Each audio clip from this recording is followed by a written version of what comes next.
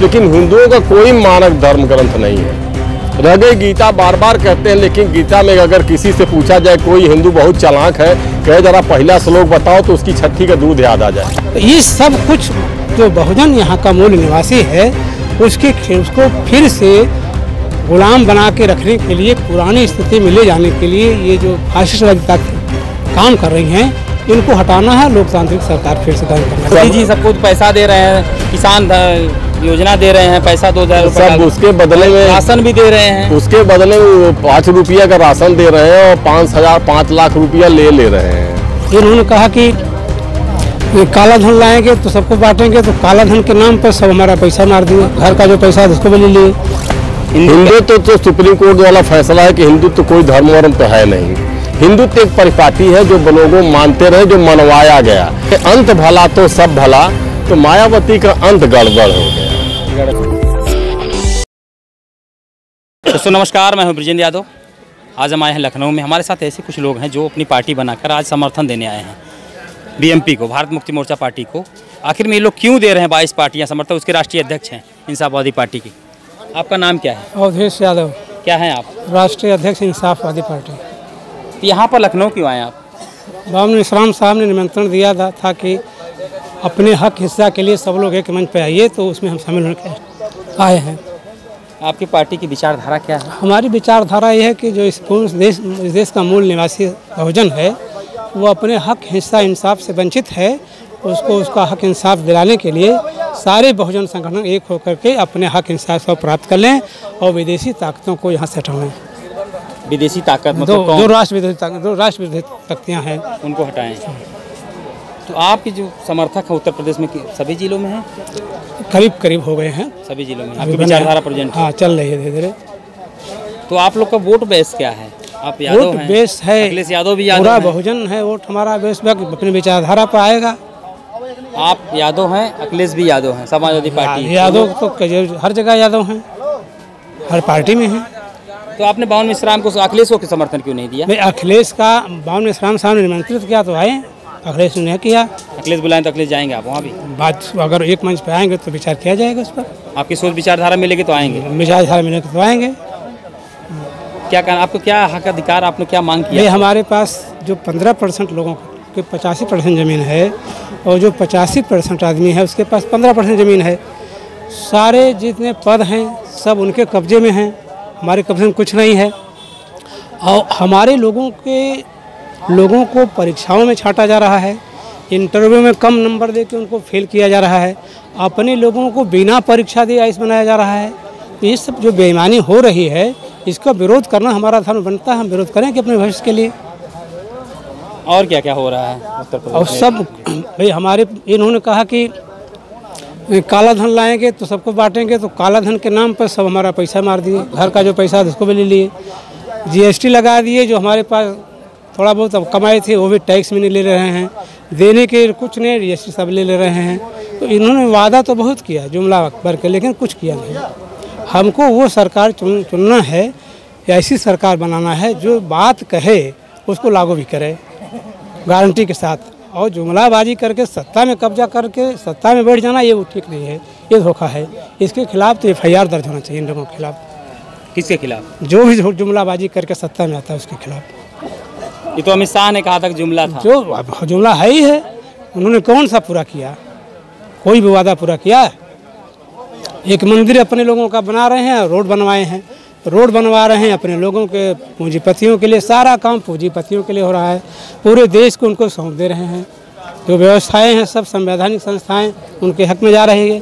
तो हमारे पास क्या शेष देश के पास क्या शेष है कि हमको हिस्सेदारी मिलेगी? कहेंगे आरक्षण नहीं खत्म करेंगे, आरक्षण नहीं खत्म, आरक्षण की व्यवस्था खत्म कर देंगे, आरक्षण अपने आप नहीं मिलेगा। तो ये सब कुछ जो बहुजन यहाँ का मूल निवासी है उसको फिर से गुलाम बना के रखने के लिए, पुरानी स्थिति में ले जाने के लिए ये जो फासिस्ट काम कर रही हैं, इनको हटाना है। लोकतांत्रिक सरकार फिर से काम करना है। फिर आपके पास हम आएंगे। ये बताइए, हमारे साथ एक है आरजेक संघ के अध्यक्ष हैं, वाराणसी अध्यक्ष हैं, आप बनारस से आए हैं जी। आप आए हैं समर्थन देने आए। तो ये राष्ट्रवादी ताकत, राष्ट्र विरोधी लोग हैं कौन? सर, राष्ट्र विरोधी तो ये है जो हमारे सब लोगों के हिस्से को अकेले दबाए जा रहे हैं, और हम उस राष्ट्र के होने के बावजूद भी हमें राष्ट्र वाला माना ही नहीं जा रहा है, जबकि लोग दूसरे हैं और हम यहाँ के रहने वाले हैं।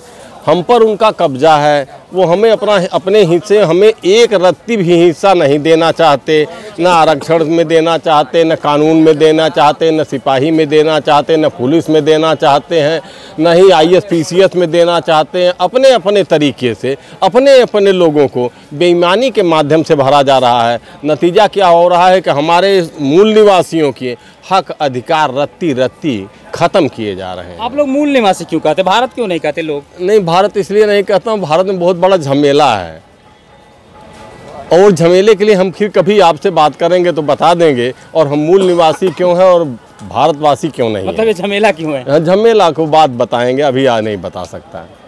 ये बताइए, उत्तर प्रदेश में आप जिस तरह से 22 के चुनाव देख रहे हैं, कैसे आप लोग जीतेंगे? अगर इतना बड़ा हला मंगाए तो बहुत सारे भीड़ तो 2-3 लाख 4 लाख के आसपास आई है। कैसे करेंगे आप लोग?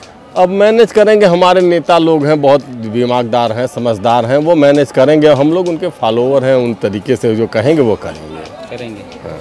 तो जो बीजेपी काम सही नहीं, गोदो राष्ट्र सबका साथ सबका विकास के नारे कर रही है।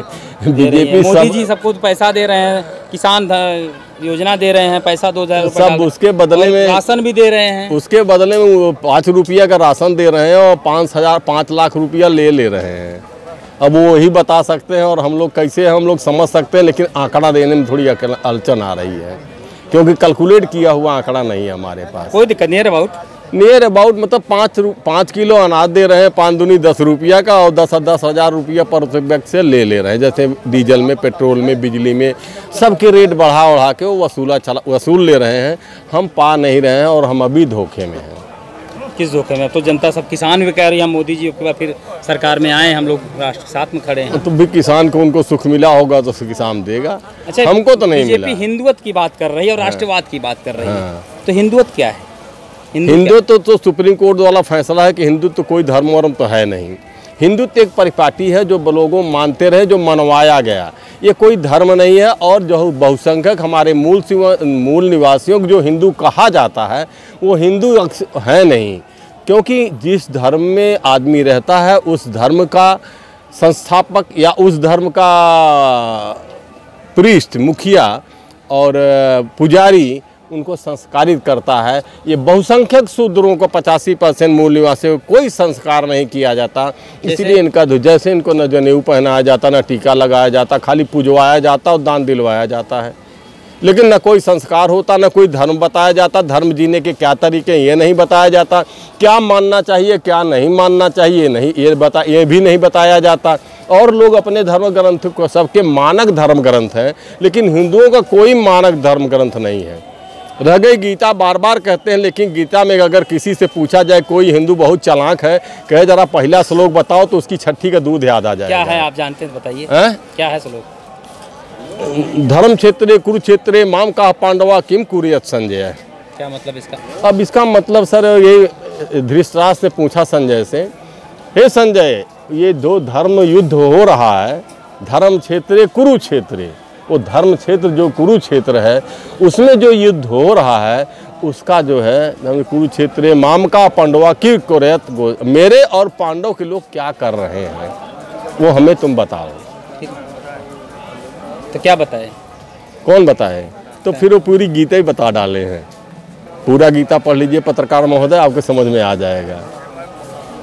अर्जुन को उपदेश दिए कृष्ण ने, अर्जुन सुना, अर्जुन 8 घंटे या 6 घंटे युद्ध होता है, इतनी बड़ी पीठा गीता को उपदेश दे डाले। वो बड़ा ताजुब होता है, बड़ा ताजुब होता है। अरे आप भी यादव हैं, आपके यदुवंशियों तो ने दिया है? नहीं, यदुवंशियों ने दिया, वो तो ठकुरवंशी भी कहीं कहे जाते हैं। उनमें ज़्यादा झगड़ा है। जैसे भूमिहारों का अभी तक फरियाया नहीं कि बाभन है कि ठाकुर है, लालाओं का फरियाया नहीं कि मुसलमान है कि हिंदू है।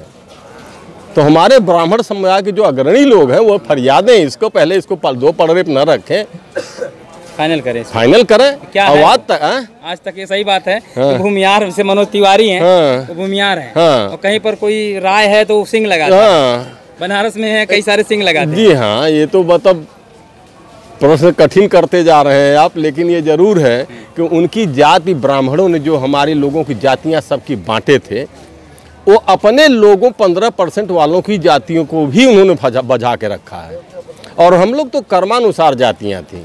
हम लोग कोई 3747 जातियाँ जो हमारी बनाई गई, हमने गिनती किया, पाया, समझा और उसमें क्या उनकी दशा रही, किस तरह से ये परेशान और जलालत की ज़िंदगी जी रहे हैं, उसी की लड़ाई लड़ने के लिए हम लोग यहाँ आए हैं। मतलब छोटी जाति जी अल्पसंख्यक नहीं है सर, हम बहुसंख्यक हैं, लेकिन हमको एहसास नहीं है कि हम अलग अलग टूटेंगी तो अल्पसंख्यक हो जाएंगी। नहीं तो तोड़ने के लिए तो कोशिश चलती रह रही है और 4000 बरस से टूटे हुए आज जुड़ियाने की बात हो रही है।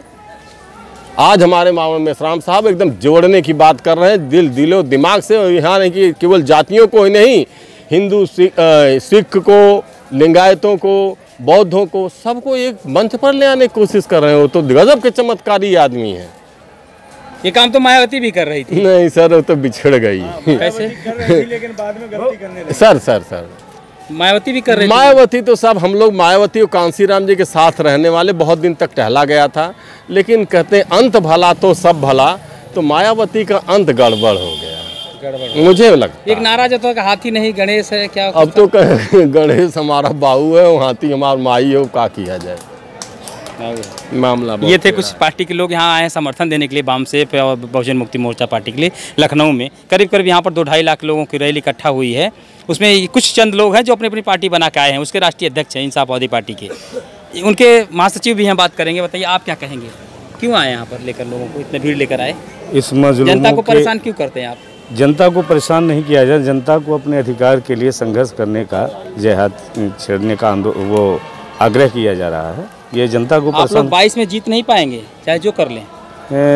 वो तो वक्त बताएगा। जब जुल्म का जो पेट फटता है ना, तो जालिम हौसला जो है जुल्म करना बंद कर देता है, और तब जो जुल्म सहने वाले लोग होते हैं वो अपनी आवाज़ बुलंद कर लेते हैं। तो इस सरकार जो देश में प्रदेश में चल रही है, ये जालिमों की सरकार है, और इनके इतने ज़्यादा जुल्म हो रहे हैं कि आवाम अपने आंदोलन को मतलब ऑटोमेटिक स्वतः अपनी आत्मा से यह आंदोलन को तेज कर रहा है, जो वामन मेश्राम के नेतृत्व में अपने आप तेज हो रहा है। अपने आप तेज हो रहा है। अच्छा, मतलब मैं बढ़ता गया, कारवां बनता गया। जी, यही हाल है वामन मेश्राम जी का। जी। ये थे कुछ लोग, थे चंद लोग हैं, और भी बात करेंगे हम समाज में, जब तक छोटे छोटे लोगों से बात करें, क्योंकि बड़े लोग जो और सारी मीडिया है, स्ट्रीम मीडिया है, वो बात नहीं करती लोगों का, आम जनता के क्या मन में चल रहा है। लेकिन हम ऐसे हैं जो बात करेंगे कि लोगों की बात कर, क्या वो चाहते हैं, क्या करना चाहते हैं, क्या उनके ऊपर बीती हुई है। फिर हम दोबारा किसी शो में मिलेंगे, तब तक के लिए नमस्कार। ब्रिजेंद्र यादव, लखनऊ।